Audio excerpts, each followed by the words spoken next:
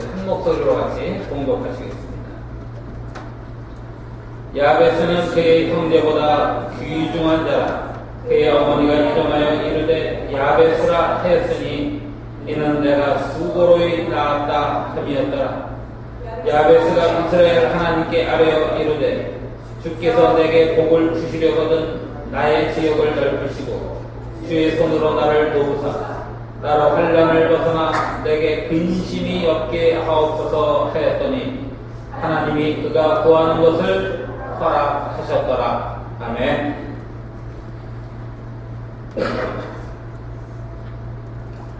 그야말로 잘 아는 그런 말씀입니다.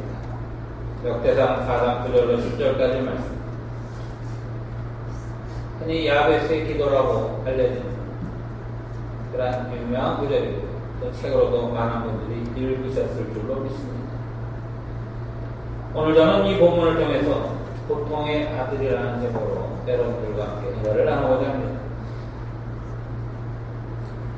어느 선생님이 국어 시간에 열심히 공부를 가르치는데 어느 날 비유법에 대해서 가르쳤습니다. 비유법. 무엇은 무엇과 같다. 뭐 이런 얘기죠. 시험을 보게 됐는데 문제가 뭐냐면은 우리 선생님은 수지처럼 예쁘다. 여러분들 수지가 누구지 잘 모르실 텐데 요즘 뭐 제일 상종가를 치는 연예인. 이렇게 예문을 제시하고 문법에서 이것을 무엇이라고 하느냐 물었습니다. 당연히 비유법이죠. 그런데 아무도 비유법이라고 쓴 학생이 없었습니다. 모두가 다 틀렸습니다. 뭐라고 썼냐 하면 과자법이라고 썼습니다.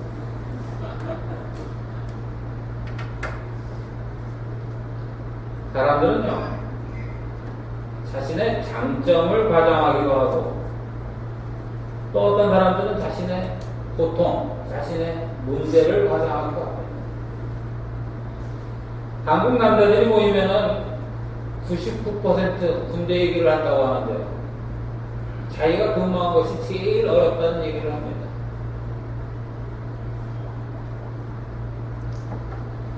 하지만 믿음의 사람들은요, 자기가 당하는 이런 어려움들, 고통들을 과장하는 것이 아니라 모든 상황을 긍정적으로 받아들이고 그것을 넘어설 수 있는 지혜와 믿음이 필요한 줄로 믿습니다. 대단히 중요한 문제입니다. 오늘도 야베스를 통해서 우리의 삶에 다가오는 고통의 문제에 대해서 같이 답을 얻어보고자 합니다.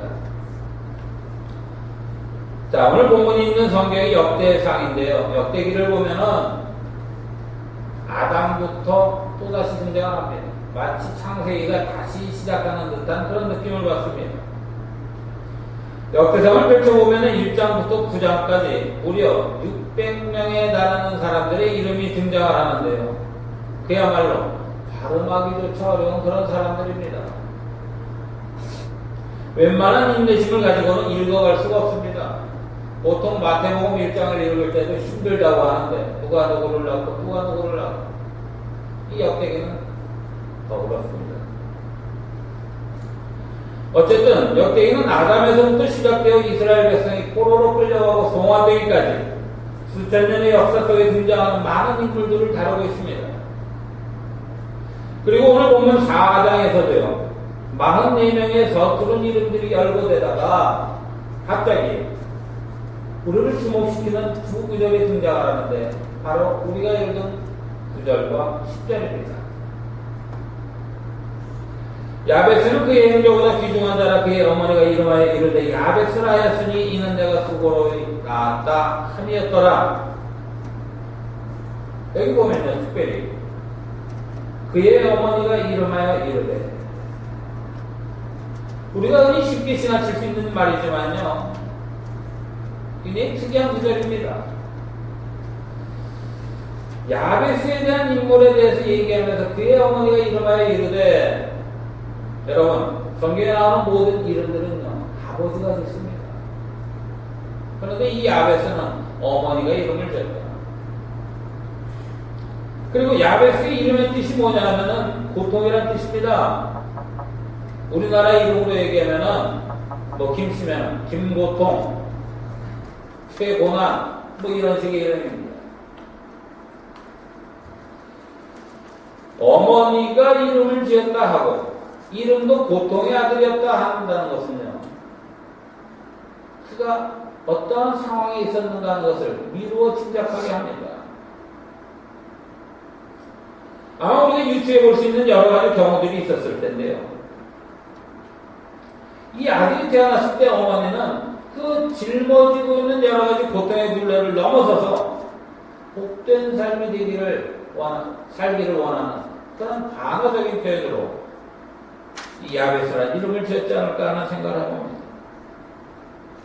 또 한 가지는요, 이 어머니가 이 아이를 낳으면서 죽을 고비를 넘긴 듯 하기도 합니다. 아이를 낳자니 어머니가 죽게 됐습니다. 그렇다고 뱃속의 아기를 죽일 수는 없었습니다. 어머니는 죽음을 각오하고 아기를 낳습니다. 그렇게 태어난 아들이 야베스가 되었는지도 모릅니다. 또 어쩌면요, 어머니가 낳고 싶지 않은 아이였을지도 모릅니다. 여러 가지 경우들이 있겠지만요, 제발 그 불행한 환경 속에서 벗어나라는 의미로 이름을 이렇게 지었는지도 모르겠습니다. 네 번째로, 제일 근거 있는 주장이기도 한데요, 이 아들이 태어날 무렵에 아버지가 어떤 이유로 돌아가신 것 같습니다.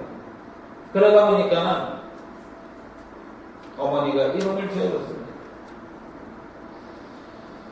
어려운 환경 속에서 아비 없이 살아야 되는 이 아이의 인생을 안타까워하면서 야베스, 즉 고통이라고 이름을 부르게 되었다는 얘기입니다. 또 한 가지는요, 이 야베스가 태어나던 시기가 바로 고통의 시기였습니다. 배경이 사사시대인데요, 영적인 암흑기였습니다. 모든 사람이 하나님에 대해서 무관심했습니다. 백성들이 현실 문제에만 매달려 살던 때였습니다. 그들은요, 하나님이 명하신 전쟁을 거부합니다. 피 흘리는 것, 그리고 희생을 거부합니다. 충분히 헌신했다, 할 만큼 했다, 이제는 도저히 못하겠다. 왜 또 하나님이 우리에게 무엇을 요구하신단 말인가? 이런 생각이 지배하던 시대였습니다. 바로 이런 시대. 어찌 보면 세속주의의 시대, 불신앙의 시대, 백성들의 신앙이 무너져버리는 이 시대에 그 어미는 이 아들이 시대의 고통을 끌어안고 그 시대를 살아주기를 기대하는 마음으로 야베스라 이름을 짓게 됐다는 그런 얘기입니다. 어쨌든요, 우리가 유추해 볼 수 있는 상황은 여러 가지로 이런 이야기를 담을 수 있을 것입니다. 그런데요, 이 고통의 아들 야베스를 구절에서 시작할 때 무엇이라 표현하는지 한번 보시기 바랍니다. 야베스는 그 형제보다 더 귀중한 자라. 그의 이름과는 너무나 다른 그런 이야기가 등장을 합니다. 야베스는 그 형제보다 더 귀중한 자라. 다른 번역을 보니까요, 이렇게 번역이 되어 있습니다. 야베스는 일가 가운데 가장 세력 있는 사람이 되었다. 가장 영향력 있는 사람이 되었다는 얘기입니다.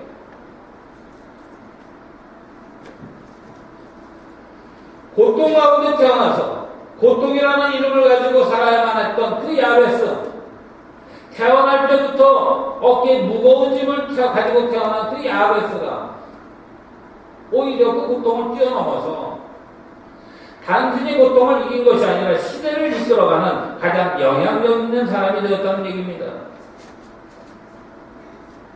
여러분, 성경을 보면요, 나중에 보면은 야베스가 살던 땅을 무엇이라고 부르냐면 야베스라고 부릅니다.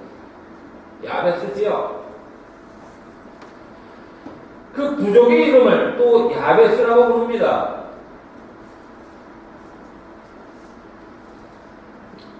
마을과 도로 이름에 위인들의 이름을 붙이는 것, 지금도 있는 일입니다.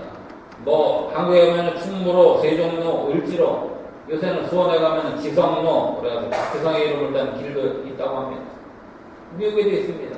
리건 공항이 있고 케네디 공항이 있고. 그런데 그런데 야베스는요, 땅의 이름을, 지역의 이름을 바꿨고 부족의 이름을 바꿨습니다. 얼마나 대단한 사람이었던가 하는 것을 깨닫게 됩니다. 그러면은 야베스가 이렇게 위대한 이름을 갖게 됐다. 원래 자기가 가지고 태어난 이름을 넘어서 이런 위대한 이름으로 기록되게 됐던 그 뚜렷한 이유가 무엇일까? 진짜 이유가 무엇일까 하는 것을 보면 함께 찾아봐야 할 줄로 믿습니다.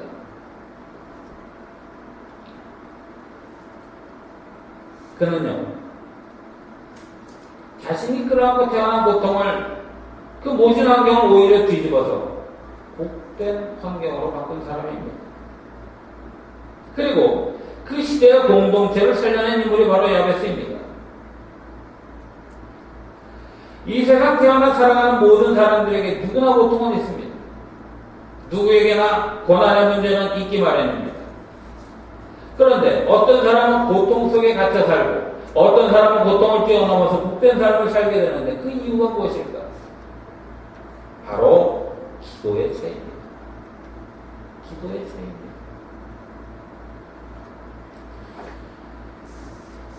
성경 여러 군데서 이와 비슷한 장면들이 등장합니다. 엘리야는 우리와 성경이 같은 사람이고, 엘리야는 우리와 똑같은 사람이로되 그가 비오지 않기를 기도한 즉 3년 6개월 동안 하늘문이 닫혀졌고, 그가 다시 기도한 즉 하늘문이 열려져 3년 6개월 만에 비가 쏟아져 내리게 되었더라. 기도한 즉 기도의 차이입니다. 야베스도 마찬가지입니다. 사랑하는 여러분, 때로 우리가 어려운 환경, 고통의 환경에 갇혀 있다는 것은 절망하고 좌절하고 낭망하라는 그런 뜻이 아닙니다. 지금 기도하라는 하나님의 음성인 줄로 믿습니다. 기도의 능력을 키우라는 것입니다. 기도의 권세를 회복하라는 것입니다. 기도의 분량을 채우라는 것입니다. 어두운 밤에 등불이 필요하듯이 어려움이 더하면 더할수록 우리에게는 기도가 필요합니다. 아까 우리 이효신 집사님 기도하시는 중에 필리핀에 당한 어려움에 대해서 기도를 했습니다. 신문을 보니까요, 헤드라인이 주로 그 필리핀에 관한 기사가 뭐냐면 한국 사람들의 생존이 다 확인됐다는 얘기입니다. 그런데요, 믿는 사람으로서 그 기사를 보면서 가슴이 아픈 걸 느꼈습니다. 우리의 관심이 거기에 살아남은 한국 사람들에게만 집중되어 있어야 되는 것 하는 얘기입니다. 수많은 사람들이 죽었습니다. 엄청난 재앙이 뒤덮였습니다. 그들의 고통은요, 그들만의 고통이 아니라 내일 우리의 고통이 될지도 모릅니다. 동시에 오늘도 그것은 우리의 함께 나누는 고통이 되어야 한다는 얘기입니다. 기도의 능력을 키우라는 것이고, 기도의 권세를 회복하라는 것이고, 기도의 분량을 넓히라는 것입니다. 자, 이제 본문 10절을 주목해 보시기 바랍니다. 야베스가 이스라엘 하나님께 아뢰어 이르되 주께서 내게 복을 주시려거든 나의 지역을 넓히시고 이전 성경에 보면 나의 지경을 넓히시고 그랬는데 같은 얘기입니다. 주의 손으로 도우사 나로 환난을 벗어나 내게 근심이 없게 하옵소서 하였더니 하나님이 그가 구하는 것을 허락하셨더라. 내게 복을 주시려거든 나의 지역을 넓히시고, 지금 야베스가 기도하는 것은요, 나만을 위한 기도가 아닙니다. 내가 하는 기도를 통해서, 내가 하는 그 넓은 기도를 통해서 많은 사람들이 함께 복을 받게 해달라는 얘기입니다. 전 여기에서 아브라함의 삶을 같이 느끼게 됩니다. 내가 받은 복이 내 가문을 살리고 공동체를 살리고 몰락해가는 시대를 살릴 수 있는 복, 복받은 삶이 아니라 복의 근원이 되는 삶입니다. 그렇게 살아갈 수 있도록 또한 하나님께 도와달라고 기도하고 있습니다. 이것이 그의 기도의 내용입니다. 그리고 그의 기도의 내용대로 그는 그런 삶을 살았고 그러한 결과를 누리게 됩니다. 여러분, 성도는 고난에 짓눌려 살아가는 존재가 아닙니다. 성도는 세상 영화에 도취되어 살아가는 존재도 아닙니다. 성도는요, 믿음의 능력과 비전의 능력, 성령의 능력이 얼마나 강력한가를 세상 가운데 증거하며 살아야 됩니다.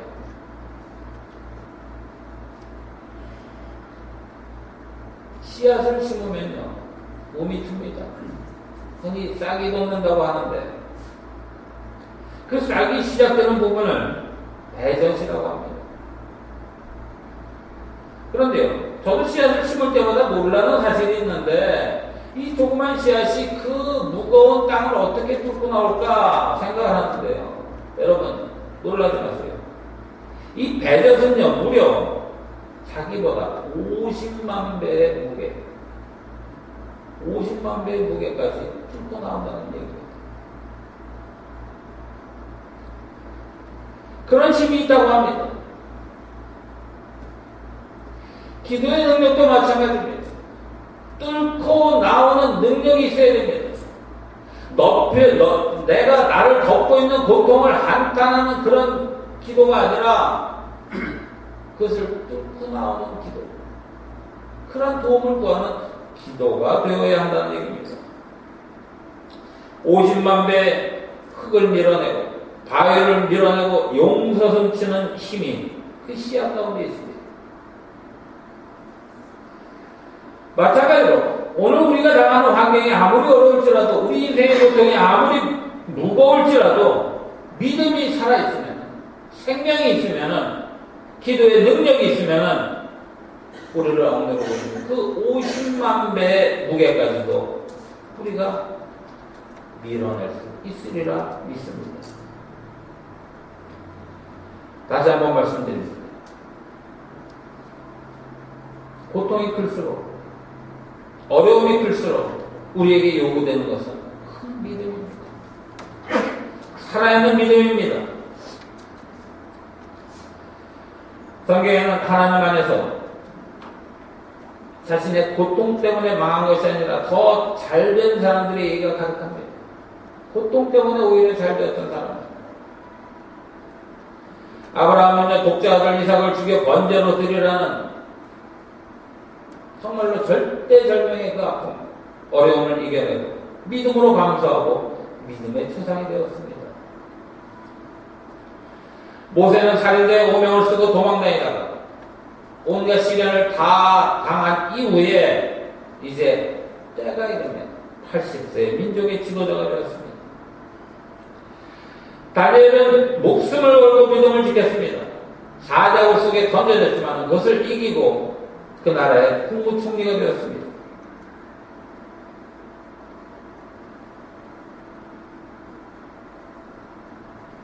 이 모든 것이 다 지나갑니다. 여러분의 삶의 환경에 오늘 너무 무겁고 힘들고 고통스러울지라도 반드시 지나갑니다. 고통 속에 빠져 살아서는 안 된다는 얘기입니다. 하나님의 사람들은 절대로 고통 때문에 망하지 않습니다. 왜냐하면 기도하면 고통이 변하여 축복으로 바뀌어지기 때문입니다. 어떤 상황 가운데서도 우리가 믿음만 잃지 않으면 우리는 모든 것을 이겨낼 수 있습니다. 오늘 말씀을 정리합니다. 내가 지금 어려움 속에 빠져 있다는 것은, 아픔과 고통 속에 빠져 있다는 것은 절망하고 좌절하라는 메시지가 아닙니다. 어렵기 때문에 당연히 내가 이렇게 산다.